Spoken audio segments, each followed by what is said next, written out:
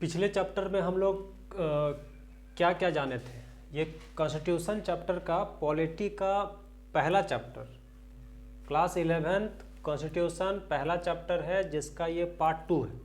Part 1 हम लोग कल पढ़े थे। पार्ट 1 में हम लोग डिस्कस किए थे कि हाउ एंड व्हाई, मतलब संविधान क्यों, मतलब why constitution and how constitution. सबसे पहला चीज़ तो कि संविधान का जरूरत क्या था और संविधान बना कैसे, ये दो चीज़ इसमें हम लोग क्लियर करने वाले थे। तो कल हम लोग बात किए थे कि संविधान जो है वो उसका फंक्शन क्या है, वह हमारे सोसाइटी को देता क्या है, what is the need of the constitution for our society, हमारे समाज में संविधान का क्या आवश्यकता है, इस पर हम लोग कल चर्चा किए थे। और आज हम लोग इसमें चर्चा करने वाले हैं कि कैसे बना। दो चीज़ है। एक चीज़ और हम क्लियर कर देना चाहेंगे कि जो भी हम इस क्लास में डिस्कस करने वाले हैं वो डिस्कशन सिर्फ इसी से रिलेटेड होगा। हम नहीं चाहते हैं कि इस मतलब पूरे क्लास के बीच में आधा घंटा हो, 10 मिनट हो, 15-20 मिनट, जो भी टाइमिंग होगा, उस टाइमिंग में जो भी बात होगा टॉपिक से रिलेटेड ही होगा और इधर उधर का कोई बातें होगा नहीं। तो इसमें एक और चीज़ है कि ये जो हम पढ़ा रहे हैं ये 11th क्लास के चैप्टर में तो है, लेकिन ये सब चीज़ें जो है ना, जो पॉलिटी को एज ए अगर ऑनर्स पेपर में लेके रखे हैं, चाहे 8 में पढ़ रहे हैं, 9 में पढ़ रहे हैं, कोई तैयारी कर रहे हैं, सबके लिए बेनिफिशियल होने वाला है। तो इसलिए इसमें दो चीज़ है कि एक इसमें एक बेसिक लेवल होता है, एक एडवांस लेवल होता है।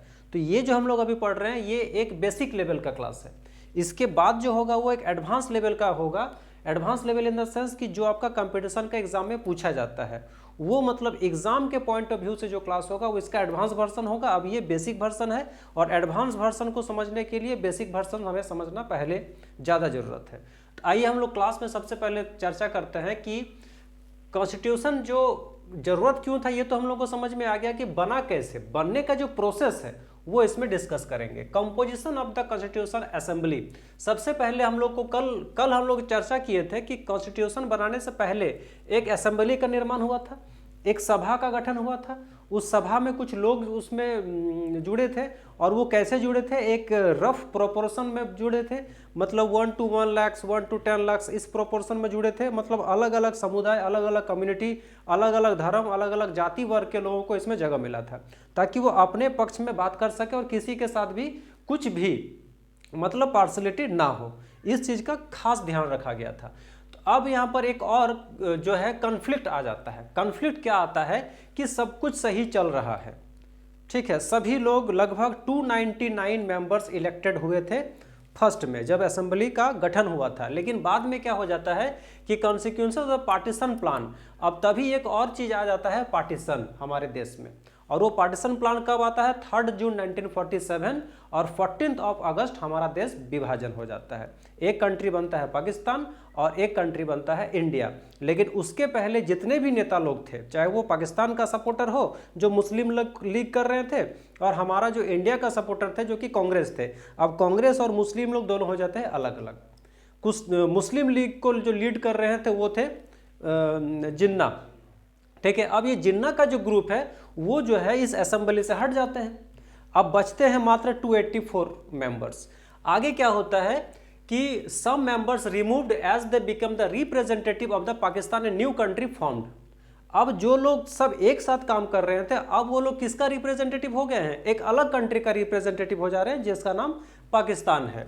लेटर ऑन 26 नवंबर 1949 अब क्या होता है कि फिर से संविधान सभा का जो गठन होता है उसमें से कुछ लोग चले जाते हैं और फिर बचते कितने हैं, 284 मेंबर से ही बचते हैं। वे लोग साइन करते हैं आपका 26 नवंबर 1949 को एक अलग संविधान सभा का गठन होता है और उसमें 284 मेंबर जो है साइन करते हैं कब, 24 जनवरी 1950। और उसके जस्ट आपका 2 डेज के बाद हमारा जो कॉन्स्टिट्यूशन जो है, मेन कॉन्स्टिट्यूशन, वो कम इनटू फोर्स, मतलब हमारे देश को एक संविधान मिलता है कब, 26 जनवरी 1950, जिसको हम लोग आज भी एज रिपब्लिक डे मनाते हैं, क्योंकि हमारा देश अब क्या हो गया, एक गणतांत्रिक देश बन गया, रिपब्लिक कंट्री बन गया। What is the mean of Republic, Republic गणतंत्र का मतलब होता है गण का मतलब जन, पब्लिक तंत्र का मतलब होता है सरकार, यानी कि शासन, यानी कि लोगों का शासन। गणतंत्र का मतलब होता है लोगों का शासन। अब लोगों का शासन कैसे, ये हम लोग चर्चा कर चुके हैं। ठीक है, आगे क्या होता है, द प्रिंसिपल्स डेलिब्रेशन। अब क्या होता है कि अब संविधान बनाना इतना आसान काम था नहीं, बहुत सारा चर्चा, बहुत सारा बहस, बहुत सारा आर्गुमेंट्स होता है, और वो इसमें ईच मेंबर, लेकिन सबका एक ही फोकस होता है। फोकस क्या होता है, each member deliberated upon the constitution with the interest of the whole country. सभी लोगों का अलग अलग पॉइंट ऑफ व्यूज हो सकता है, अलग अलग सोचने का थिंकिंग एबिलिटी हो सकता है, लेकिन सबका इंटरेस्ट एक ही था कि कैसे होल कंट्री के हम जो भी पॉलिसी बनाएंगे वो होल कंट्री के बिहाफ में होना चाहिए, होल कंट्री के पक्ष में होना चाहिए, किसी के साथ कोई पार्टिसिटी नहीं होना चाहिए। इसका खास ध्यान रखा गया था। इंडिया एडॉप्टेड सेंट्रलाइज्ड और डिसेंट्रलाइज्ड सिस्टम। उस समय दोनों ही सिस्टम को लागू किया गया। अभी भी हमारे देश में दोनों सिस्टम चलता है। अब ये कैसे चलता है, एक है सेंट्रलाइज्ड, एक होता है डिसेंट्रलाइज्ड। सेंट्रलाइज्ड का मतलब क्या होता है कि जब शासन का सत्ता सिर्फ दिल्ली से हो तो क्या हो जाएगा, सेंट्रलाइज्ड। और डिसेंट्रलाइज्ड का मतलब क्या होता है, इसको बांट देना। अभी हमारे सरकार में क्या है, दोनों चीज है। एक तो स्टेट है, स्टेट का अपना पावर है, स्टेट को फोर्सफुली सेंट्रल कुछ नहीं करवा सकता है, और स्टेट का भी कुछ बाउंडेशन है कि वो कुछ भी अपने हिसाब से नहीं कर सकता है। तो इसका मतलब क्या है कि सेंट्रलाइज्ड भी है और डिसेंट्रलाइज्ड भी है। मतलब इसको इस तरह से मतलब सिस्टम में बनाया गया ताकि दोनों ही जो है अपने अपने हिसाब से काम कर सकते हैं, कोई किसी के ऊपर फोर्सफुली नहीं करवा सकता है और कोई कुछ भी नहीं कर सकता है। ये दोनों सिस्टम को इसमें लाया गया, और कैसे लाया गया इसमें बहुत सारा मंथन किया होगा लोग। ठीक है, and what relation between the state and centre, राज्य और केंद्र, राज्य सरकार और केंद्र सरकार के बीच में कैसा रिलेशन होगा वो भी इसमें डिफाइन किया गया है, और कौन किसके पक्ष में कितना डिपेंडेंट होगा और कितना इंडिपेंडेंट होगा ये भी इसमें बताया गया है। आगे हम लोग पढ़ेंगे, ये तो चैप्टर 1 है ना, आगे हम लोग बताएंगे, पढ़ेंगे कि स्टेट का क्या रोल होता है, सेंट्रल का क्या रोल होता है, कहाँ पर सेंटर जो है सेंट्रल स्टेट को रोक सकता है, बहुत सारा चीज़ है। एंड पावर ऑफ वोट, ये बहुत ही इंपॉर्टेंट चीज़ है कि पावर ऑफ वोट किसको दिया जाए और किसको नहीं दिया जाए। एक समय ऐसा था कि महिलाओं को वोट देने का अधिकार नहीं था, एक समय ऐसा था, हमारे ही देश में था। उसके पहले अगर हम बात करें तो जेंट्स लोगों में भी सबको वोट देने का अधिकार नहीं था। वोट देने का अधिकार उसी को था जो थोड़ा संपन्न परिवार से होते थे, रिच फैमिली से बिलोंग करते थे, वही लोग अपना वोट कास्ट कर सकते थे। लेकिन उसके बाद देखा गया कि नहीं, क्योंकि संविधान में क्या माना गया, इक्वल, हमारे देश में रहने वाले सभी लोग क्या हैं, समान है, तो सबको समान हक मिलना चाहिए, और सबसे बड़ा हक क्या है, वोट।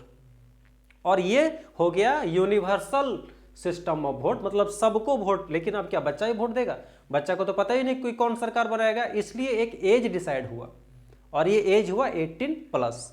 आगे क्या होता है, अब हम लोग को पढ़ने हैं प्रोसीड्यूर्स। प्रोसीड्यूर मतलब क्या क्या प्रोसेस हुआ होगा, कैसे हुआ होगा। इसमें 8 मेजर कमिटीज, 8 मेजर कमिटी बना था जो सभी चीजों को विचार कर रहे थे। अब वो कमिटी को कौन कौन चेयर, डिफरेंट सब्जेक्ट्स, अलग अलग विषय का अलग अलग कमिटी बना था। उसमें से जो मेन था वो 8 था, जिसमें नेहरू, राजेंद्र प्रसाद, सरदार वल्लभ भाई पटेल, BR अम्बेडकर, ये जो लोग थे, ये लोग ये सभी कमिटी को क्या कर रहे थे, चेयर। चेयर का मतलब होता है सभा को संबोधित करना, निर्देशित करना। तो ये जो मेन जो लीडर का नाम हम लोग देखें, ये लोग ही ये सारे मतलब विषयों को सुलझा रहे थे, अलग अलग लोगों से बात कर रहे थे। Ambedkar bitter critics of the Congress, किसी किसी पॉइंट ऑफ व्यू से अंबेडकर जी का कांग्रेस के नेताओं के साथ मतभेद था। ठीक है, मतभेद था, मनभेद नहीं था, लोग एक साथ ही काम कर रहे थे। मतभेद होना, मनभेद होना अंतर होता है। और किसके लिए था, रिगार्डिंग SC एंड ST। उस समय जितने भी माइनॉरिटी लोग थे, SC और ST लोग, उस समय उन लोगों का स्थिति मतलब बहुत ही कहा जाए ना कि उन लोगों को जरूरत था, उन लोगों को प्रोटेक्ट करने का जरूरत था, और वही चीज हमारे अंबेडकर जी कर रहे थे। बट वर्क टुगेदर, लेकिन सब बोले ना कि मतभेद था, मनभेद नहीं था, सब एक साथ मिलकर काम किए, और उसका नतीजा आज हमारे सामने है।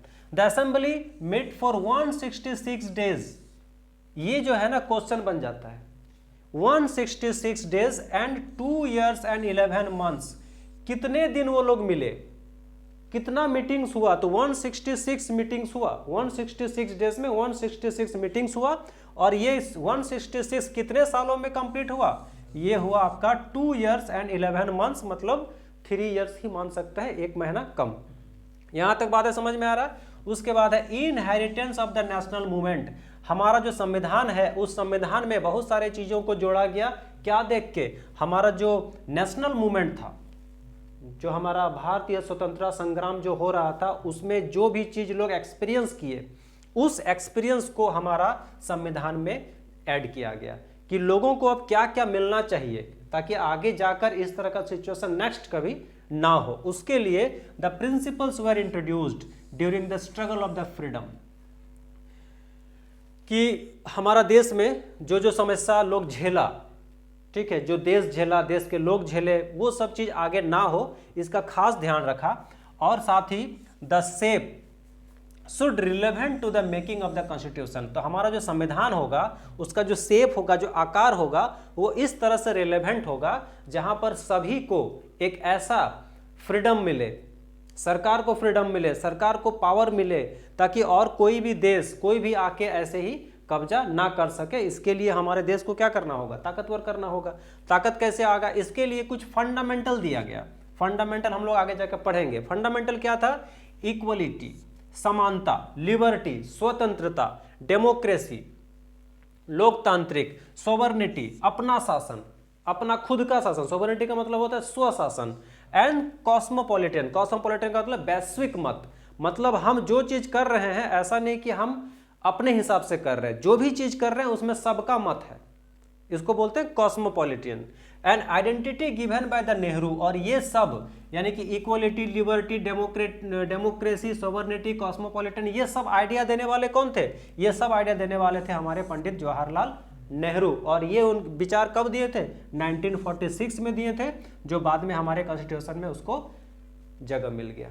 और ये बहुत ही इंपॉर्टेंट चीज है हमारे संविधान के लिए, ये हमारा प्रियम्बल बन गया बाद में, ठीक है। India is independent sovereign Republic. हमारा देश क्या होगा, इंडिपेंडेंट होगा, स्वतंत्र होगा, आत्मनिर्भर होगा, स्वशासन होगा और लोकतांत्रिक होगा। All people are secured socially, economically, politically and equal before the law. सभी लोग, यहां पर बात हो रहा all people, not by the caste, not by the religion, not by the rich और पुअर। सभी लोग क्या होंगे, सभी को सिक्योरिटी मिलेगा, सामाजिक रूप से, आर्थिक रूप से, राजनीतिक रूप से, और इक्वल बिफोर द लॉ, कानून के समक्ष सभी कोई समान। ये चीज संविधान में ऐड किया गया। एंड द फंडामेंटल फ्रीडम, हमारा जो फंडामेंटल फ्रीडम, आजादी, आजादी किस चीज का, स्पीच, बोलने का अधिकार, एक्सप्रेशन, अपने विचारों को रखने का अधिकार, अपने भावनाओं को, अपने बिलीफ सिस्टम को, विश्वास को, फेथ, पूजा करने का, कोई भी धर्म मानने का। And the country have rights over the sea route. साथ ही साथ देश को भी कुछ अधिकार मिला। देश को क्या अधिकार मिला कि राइट्स, हमारा देश का अधिकार है कि हम कहां तक अपना समुद्री क्षेत्र अपना डिसाइड कर सकते हैं, कहां तक हम अपना लैंड डिसाइड कर सकते हैं। और इसी के आधार पर अभी भी चल रहा है। जैसे कुछ दिन पहले हम लोग, अभी भी पाकिस्तान के साथ कॉन्फ्लिक्ट होता है, तो कैसे नहीं, वो तो चाहेगा तो आके कर सकता है, लेकिन नहीं, ये संविधान में लिखा हुआ कि यहां से यहां तक मेरा है और ये हमारे देश का अधिकार है। चाइना के साथ भी हमारा बॉर्डर शेयर होता है, म्यांमार के साथ भी हमारा बॉर्डर शेयर होता है, भूटान के साथ भी बॉर्डर शेयर होता है, नेपाल के साथ भी बॉर्डर शेयर होता है। ये तो हो गया लैंड एरिया बॉर्डर शेयर। उसके बाद अगर हम करें सी रूट से, तो श्रीलंका के साथ हम लोग का सी रूट शेयर होता है, मालदीव के साथ हमारा सी रूट शेयर होता है। तो ये जो कंट्रीज है, वो कंट्रीज का भी अपना एक कॉन्स्टिट्यूशन है, हमारा भी एक कॉन्स्टिट्यूशन है, और दोनों का कॉन्स्टिट्यूशन के हिसाब से दोनों को चलना होगा। अगर कोई इस पर कुछ भी अगर करता है, तो जो हम लोग का दूसरा एक होता है ना, जो जिसको हम लोग यूएनओ के नाम से जानते हैं, या फिर जो वैश्विक प्रॉब्लम को सॉल्व करता है, वहां पर ये इशू जाएगा और फिर दोनों कंट्री को मानना पड़ेगा। एक सिस्टम बना, ठीक है, यहां तक समझ में आया। और no country no person can violate this. कोई भी हमारा स्पीच देने का, एक्सप्रेशन करने का, बिलीव करने का, पूजा करने का, धर्म मानने का, एजुकेशन का, कुछ भी, कोई भी आदमी इसको वायोलेट नहीं कर सकता है। उठाइए तो,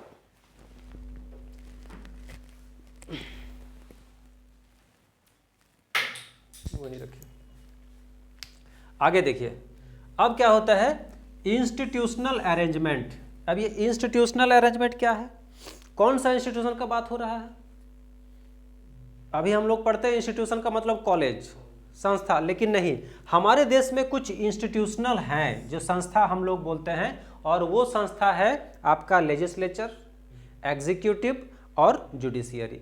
इसी में सारे संस्थाएं काम करते हैं। जुडिशियरी में सारे कोर्ट्स संस्था है, चाहे वो सुप्रीम कोर्ट का बात करें, चाहे हाई कोर्ट का बात करें, चाहे लोअर कोर्ट का बात करें, चाहे लोक अदालत का बात करें, मतलब टॉप टू बॉटम सब जुडिशियरी में आएगा, सब क्या है इंस्टीट्यूशन है। उसके बाद अगर हम बात करें आपका लेजिस्लेचर का, तो लेजिस्लेचर मतलब क्या हो गया, आपका हो गया पार्लियामेंट, चाहे वो विधानसभा हो, चाहे वो लोकसभा हो, चाहे वो राज्यसभा हो, सबसे बड़ा इंस्टीट्यूशन तो वही है, सांसद सबसे बड़ा इंस्टीट्यूशन है। उसके बाद अगर हम बात करें एग्जीक्यूटिव का, तो एग्जीक्यूटिव में हम लोग देख रहे हैं ना, जो डीसी कोर्ट होता है, जो समाहरणालय होता है, जो सचिवालय होता है, जहां अपर सचिव काम करते हैं, मुख्य सचिव काम करते हैं, डीसी काम करते हैं, एसपी काम करते हैं, थाना है, पुलिस है, जो पुलिस चौकी है, ये सब क्या है इंस्टीट्यूशन है, जो सब किस में आता है एग्जीक्यूटिव में आता है। अब ये जो है इंस्टीट्यूशनल अरेंजमेंट कैसे हो, दोनों में राइट बैलेंस कैसे हो, ताकि कोई किसी के काम में प्रेशर ना डाले।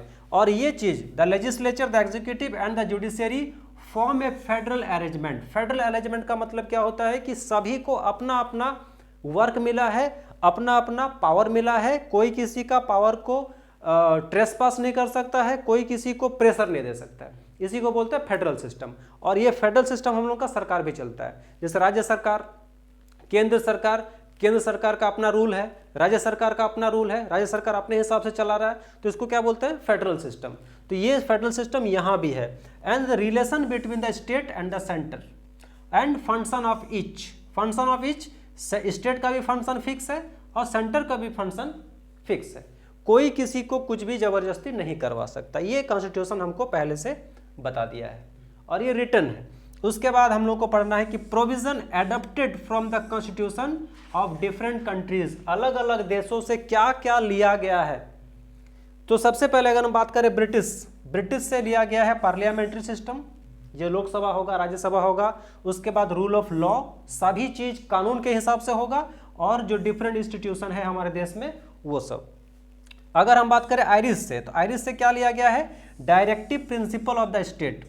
इसको हम लोग क्या मानते हैं, इसको बोलते हैं राज्य के नीति निर्देशन, राज्य के नीति निर्देशन तत्व। ये बहुत ही इंपॉर्टेंट है, मतलब राज्य सरकार को बहुत ऐसे क्षेत्र है जहां पर स्वतंत्रता मिला हुआ है, बहुत सारा फ्रीडम मिला हुआ है।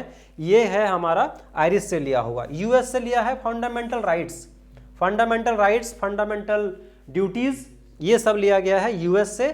साथ ही पावर ऑफ वोट और फ्रीडम ऑफ जुडिशियल की जो कोर्ट कचहरी है ये फ्रीडम होगा बाकी सब चीज़ों से। अगर जुडिशियल के ऊपर भी कोई आ गया तो फिर जुडिशियल अपने हिसाब से काम नहीं कर पाएगा, और अगर जुडिशियल अपने हिसाब से काम नहीं कर पाएगा तो फिर मनमानी बढ़ जाएगा। हमारे ऐसा सिस्टम बना हुआ है कि अगर पीएम, इवन प्रेसिडेंट भी अगर कुछ गलती करता है तो उसको भी रोकने का पावर है सुप्रीम कोर्ट का मुख्य न्यायाधीश के पास। इसका भी बहुत सारा प्रोसेस है। उसके बाद अगर हम बात करें फ्रांस का, फ्रांस से क्या लिया गया है तो liberty, equality and fraternity. Liberty स्वतंत्रता, इक्वलिटी समानता, और फ्रेटर्निटी का मतलब होता है भाईचारा, आपस में लड़ना नहीं है, ये हो गया। उसके बाद कनाडा से क्या लिया गया residual power of the central and federal system. Federal system तो बता ही दिए, यहाँ पर इसको थोड़ा समझ लेते हैं। Residual power of the central, देखिए हम लोग का देश में तीन तरह का मतलब हम लोग उसको बोलते हैं, एक होता है संघ सूची, एक होता है समवर्ती सूची।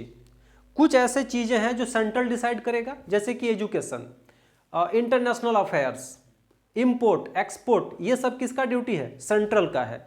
कुछ ऐसे ड्यूटी है जैसे कि पुलिस, सेना का बात करें तो सेना सेंट्रल का ड्यूटी है, लेकिन पुलिस राज्य का ड्यूटी है। तो कुछ ऐसे ड्यूटीज हैं जो संघ सूची में आता है और कुछ समवर्ती सूची में आता है, कुछ राज्य सूची में आता है, और जो कुछ जो किसी में भी नहीं आएगा वो किस में आ जाएगा, वो आ जाएगा रेसिडुअल में आ जाएगा। और रेसिडुअल किसका है सेंट्रल का है। मतलब सब चीज अलग अलग बांट दिया गया है, लेकिन अगर ऐसा सिचुएशन आ जाए जहां पर हमको मतलब अपना पावर दिखाना हो सेंट्रल को, तो सेंट्रल फिर उसमें अपना रेसिडुअल पावर यूज कर सकता है। फॉर एग्जांपल जैसे मान लीजिए आज के टाइम पे अगर बिहार और झारखंड दो अलग अलग स्टेट है, दो स्टेट अगर आपस में लड़े तो उसको कौन देखेगा, सेंट्रल देखेगा।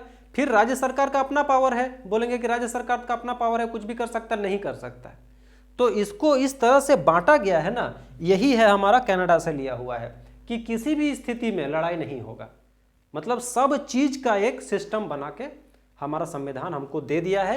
अब इस संविधान में हम लोग को बेसिक लेवल के लिए इतना ही जानना था।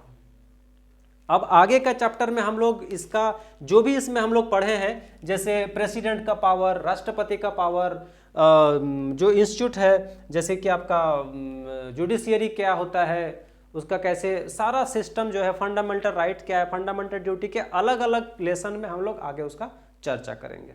ठीक है।